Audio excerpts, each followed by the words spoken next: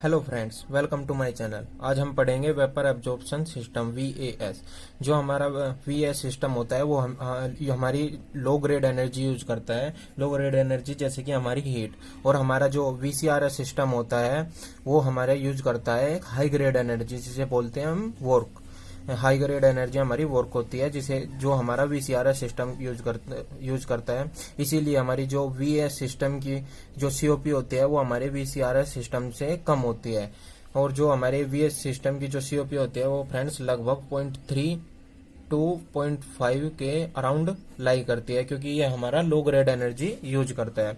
और फ्रेंड्स, हम इस VAS सिस्टम को यूज कहाँ करते हैं? हम इसे यूज वहाँ करते हैं जहाँ पर हमारी जो इलेक्ट्रिसिटी की कॉस्ट होती है वो हाई होती है, या हमारे पास जो हीट अवेलेबल होती है वो एक लार्ज अमाउंट में वेस्ट के रूप में हमें प्रेजेंट होती है। ये हमें काफी लार्ज अमाउंट में वेस्ट में मिल रही होती है, तो वहां पर हम VAS सिस्टम यूज करते हैं। तो फ्रेंड्स, हम ये देख लेते हैं कि जो मैंने डायग्राम बनाया हुआ है VAS सिस्टम का।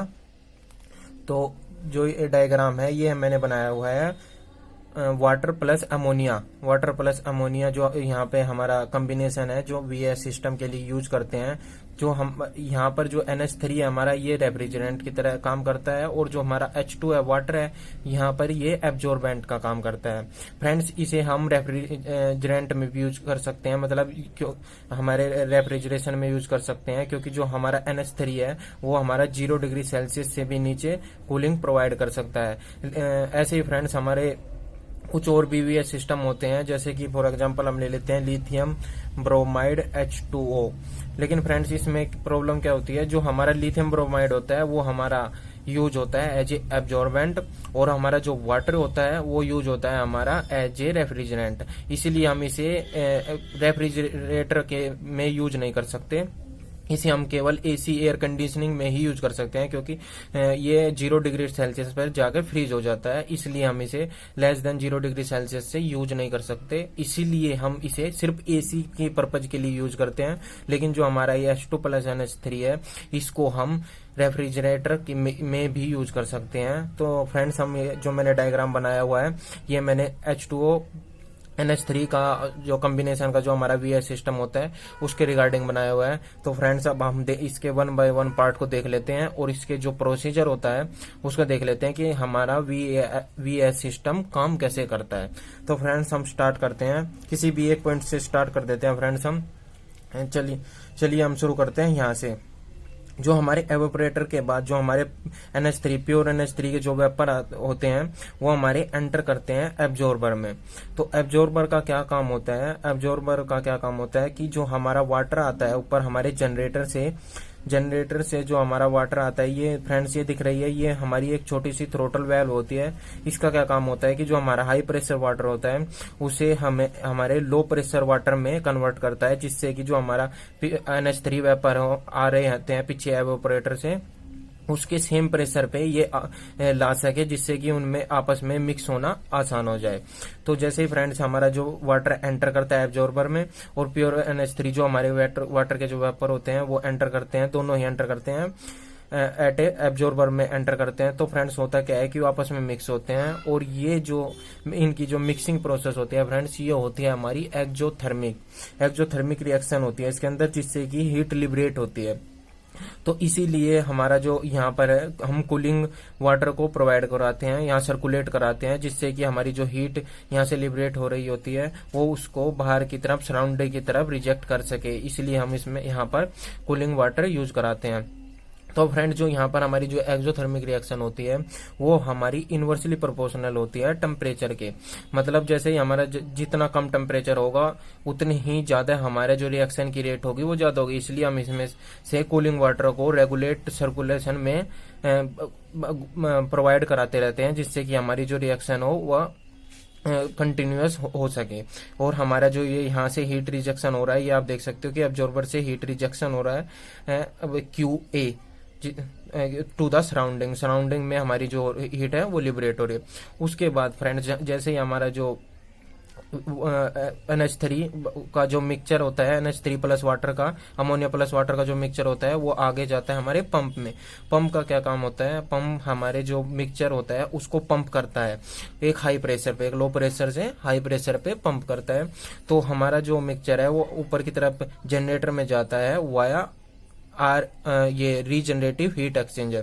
फ्रेंड्स, इस रीजनरेटिव हीट एक्सचेंजर का क्या काम होता है, जो हमारा जनरेटर से वाटर नीचे आ रहा होता है हमारे एब्जॉर्बर की तरफ, उससे उसकी जो वो एक हाई टेम्परेचर पे होता है, तो उससे जो हमारी हीट होती है वो ट्रांसफर हो जाती है, जो हमारा जो मिक्सचर जनरेटर की तरफ जा रहा होता है उसमें हमारी जो हीट होती है वो ट्रांसफर हो जाती है। जैसे आप देख पा रहे हैं कि मैंने एरो का निशान इस तरफ दिया है, जो हमारी हीट होती है वो यहाँ इस वाटर से हमारे मिक्सचर की तरफ ट्रांसफर हो रही होती है। ये हमारा रीजनरेटिव हीट एक्सचेंजर का काम होता है। उसके बाद हम फ्रेंड देखते हैं कि जो हमारा एट लास्ट हमारा जो मिक्सचर होता है वो जनरेटर में पहुंच जाता है। तो फ्रेंड, जनरेटर में क्या काम होता है, जनरेटर का क्या काम है, जनरेटर में हम हीट प्रोवाइड करते हैं। अब हम हीट देख लेते हैं, हीट हम प्रोवाइड कैसे करते हैं। तो हम सबसे पहले हमारा जो ये बेस है, हमने देखा था कि हमारा जो VS सिस्टम होता है वो लो ग्रेड एनर्जी पे यूज होता है। तो लो ग्रेड एनर्जी जैसे कि, तो हमारे जैसे हमने देख पा रहे हैं कि जो हमारा सनलाइट है, यहाँ सनलाइट के द्वारा जो हमारी वेस्ट एनर्जी होती है उसे हम जनरेटर में ट्रांसफर करते हैं। और फ्रेंड्स, हम इसमें कोई एक दूसरा भी जियोथर्मल एनर्जी भी ट्रांसफर कर सकते हैं जनरेटर में। सिंपली हम लो ग्रेड एनर्जी को हम जनरेटर में सप्लाई करते हैं। तो हम यहाँ देख सकते हैं कि जनरेटर में हम हीट को एडअप करते हैं, हीट हमारी यहाँ पर एंटर करती है जनरेटर में। जैसे और एब्जॉर्बर में हमने देखा था कि हमारी हीट रिजेक्ट हो रही थी टू द सराउंडिंग, और हमारी जनरेटर में हीट एंटर कर रही है। इससे क्या होता है कि जो हमारा वाटर और अमोनिया का जो मिक्सचर होता है वो हाई प्रेशर पंप के हाई प्रेशर सप्लाई करने के बाद वो एक हाई टेम्परेचर और हाई प्रेशर पर जाना स्टार्ट हो जाता है, जिससे कि जो हमारे NH3 के जो वेपर होते हैं वो हमारे वाटर से अलग होने स्टार्ट हो जाते हैं, सेपरेट होने स्टार्ट हो जाते हैं। और जो हमारे NH3 के वेपर हैं अब वो क्या करते हैं कि वो आगे की तरफ जाना स्टार्ट हो जाते हैं, और जो हमारा वाटर होता है वो हमारा इस जनरेटर में ही रह जाता है, मतलब उससे अलग हो जाता है।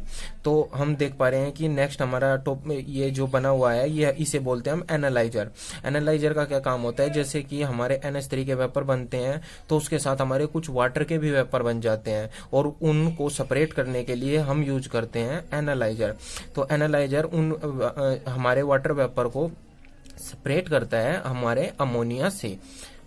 तो जैसे ही हम उसके बाद हमारा जो NH3 वेपर है वो आगे की तरफ सप्लाई होते हैं, वो सप्लाई होने के बाद वो हमारे रेक्टिफायर में पहुंचते हैं। रेक्टिफायर का क्या काम होता है कि हमारे एनालाइजर के बाद भी जो हमारे वाटर के वेपर प्रेजेंट होते हैं हमारे NH3 वेपर के साथ, उसको कंप्लीटली रिमूव कर देता है हमारा रेक्टिफायर। ये हमारे रेक्टिफायर का काम होता है, वो कंप्लीटली रिमूव करके हमारे वाटर को बैक ट्रांसफर कर देता है हमारे जनरेटर में। तो जनरेटर में बैक ट्रांसफर कर देता है। तो यहाँ से उसके बाद हमारा जो प्योर NH3 के जो वेपर होते हैं वो आगे की तरफ ट्रांसफर होते हैं। तो फ्रेंड्स, यहाँ तक हम पहुंच चुके हैं। तो एक बार ये देख लेते हैं कि जैसे ये हमारा वाटर जो यहाँ पर प्रेजेंट था, जो सेपरेट हो चुका था अमोनिया वेपर से, वो हमारा दोबारा यहाँ से नीचे की तरफ सप्लाई होता है और रीजनरेटिव हीट एक्सचेंजर से होते हुए हमारे एब्जॉर्बर तक पहुंच जाता है। जैसे कि हम ऑलरेडी पढ़ चुके हैं कि हमारे एब्जॉर्बर में उस वाटर का क्या होता है कि वो आपस में अमोनिया वेपर के साथ मिक्स हो जाता है। तो नेक्स्ट फ्रेंड, हम यहाँ पर पहुंच चुके थे कि हमारा प्योर NH3 के जो वेपर होते हैं वो अब एंटर करते हैं हमारे कंडेंसर में। कंडेंसर में एंटर करने के बाद कंडेंसर का क्या काम होता है कि कंडेंसर हमारे हाई प्रेशर अमोनिया वेपर से हीट को लिबरेट करता है टू द सराउंडिंग में हमारी जो हीट है वो लिबरेट होती है कंडेंसर के द्वारा। तो उससे क्या होता है कि जो हमारे NH3 के वेपर होते हैं वो लिक्विफाई हो जाते हैं हमारे NH3 में। लिक्विफाई NH3 होने के बाद वो आगे हमारे थ्रोटलिंग डिवाइस के पास पहुंचते हैं। थ्रोटलिंग डिवाइस में का क्या काम होता है कि जो हमारा लिक्विडफाई NH3 होता है उसको एक लो प्रेशर पे कांस्टेंट एंथैल्पी में थ्रोटल कराता है। थ्रोटल यानी कि एट ए कांस्टेंट एंथैल्पी। उससे क्या होता है कि जो हमारे लिक्विड NH3 के कुछ पार्ट होता है वो हमारा वेपर में कन्वर्ट हो जाता है, जिससे कि जो बाकी बचा हमारा जो लिक्विड अमोनिया होता है वो एक लो टेम्परेचर पे डिक्रीज हो जाता है, उसका टेम्परेचर डिक्रीज हो जाता है, उसका प्रेशर भी डिक्रीज हो जाता है हमारे थ्रोटलिंग डिवाइस में, जिससे कि हम कूलिंग इफेक्ट हमें मिल सके। थ्रोटलिंग डिवाइस का क्या काम होता है कि हमारे जो लिक्विडिफाइड NH3 है उसको हमें एक लो प्रेशर और लो टेम्परेचर पर थ्रोटल करवा देता है एट ए कांस्टेंट एंथैल्पी। ये बात पॉइंट याद रखने की बात है फ्रेंड्स की जो हमारी थ्रोटलिंग डिवाइस होती है वो एक कांस्टेंट एंथैल्पी पे काम करती है। तो हमारा यहाँ उसके बाद हमारा जो लिक्विडिफाई NH3 कुछ यहाँ पे लिक्विड होता है और कुछ हमारे वेपर होते हैं अमोनिया के, वो हमारे एट ए लो टेम्परेचर लो प्रेशर पे होते हैं। उसके बाद वो एंटर करते हैं हमारे एवोपरेटर में। एवोपरेटर का क्या काम होता है फ्रेंड्स, ये एवोपरेटर हमारा वहां लगा हुआ होता है जहां पर जिस स्पेस में हमें कूलिंग रिक्वायर्ड होती है। तो एवोपरेटर का क्या काम होता है कि वहां से हीट को ये एब्जॉर्ब करता है। ये आप देख पा रहे हो कि ये एरो का निशान अंदर की तरफ है, तो एवोपरेटर में हीट एब्जॉर्ब होती है जिससे कि हमारे जितने बाकी बचे हुए जो लिक्विड NH3 होता है वो भी कन्वर्ट हो जाता है हमारे वेपर में। और हम एवोपरेटर में लगभग हमारा कंप्लीटली वेपर में कन्वर्ट हो जाता है हमारा अमोनिया। उसके बाद जो हमारा प्योर NH3 यानी प्योर वेपर फॉर्म दोबारा से फिर हमारे एब्जॉर्बर में एंटर करती है। और फ्रेंड्स हमारा सेम प्रोसीजर रिपीट होता रहता है। तो फ्रेंड्स हम ये देख चुके हैं कि हमारे जो एब्जॉर्बर और हमारा जो कंडेंसर है, इससे इन दोनों से ही हमारा जो हीट का लिबरेशन होता है टू द सराउंडिंग। ये आप देख पा रहे हैं QA बाहर ये एब्जॉर्बर से रिजेक्ट हो रही है और QC हमारे कंडेंसर से लिबरेट हो रही है। और जो हमारी हीट एब्जॉर्प्शन का काम होता है वो जनरेटर और हमारे एवोपरेटर में होता है। उसके लिए फ्रेंड्स मैंने एक सिंपली डायग्राम बनाया हुआ है जिससे कि हम उसकी COP को आराम से डिटेक्ट कर सकें। ये देखिए जैसे कि हम देख पा रहे हैं कि ये सिंपल इसका डायग्राम है हमारा। इसमें ये जो हमारा ये टेम्परेचर ऑफ द एवापोरेटर, ये हमारा जनरेटर का टेम्परेचर है और ये हमारा सराउंडिंग का टेम्परेचर है। जो हमारी QE हीट होती है वो हमारी जो एवापोरेटर से हम एब्जॉर्ब करते हैं अपने रेफ्रिजरेटर सिस्टम के अंदर, और हमारे जो जनरेटर से हम QG हीट एब्जॉर्ब करते हैं बाय अब जनरेटर जो हमारे रेफ्रिजरेटर सिस्टम के अंदर हम एवोपरेटर और जनरेटर दोनों से हम हीट एब्जॉर्ब करते हैं QE और QG। उसके बाद जो हमारी हीट होती है हम सराउंडिंग में लिबरेट करते हैं बाय हमारा जो एब्जॉर्बेंट होता है और कंडेंसर होता है। एब्जॉर्बेंट से ये QA एंड कंडेंसर से QC। और हमारा कुछ वर्क भी किया जाता है हमारे पंप के द्वारा जिसका काम होता है एक लो प्रेशर मिक्सचर को हाई प्रेशर में कन्वर्ट करना। तो उसका फ्रेंड हम देख लेते हैं कि इस सिस्टम की COP क्या होती है। COP हम जानते हैं कि COP को बोलते हैं desire effect by work input या एनर्जी प्रोवाइड, हमारे द्वारा कितनी एनर्जी प्रोवाइड की गई है। यानी कि जो हमारा डिजायर इफेक्ट है क्या है, यहाँ पे डिजायर इफेक्ट हमारा QE है क्योंकि हमें एवोपरेटर में से जो हमने हीट को एब्जॉर्ब किया है वही हमारा डिजायर इफेक्ट है।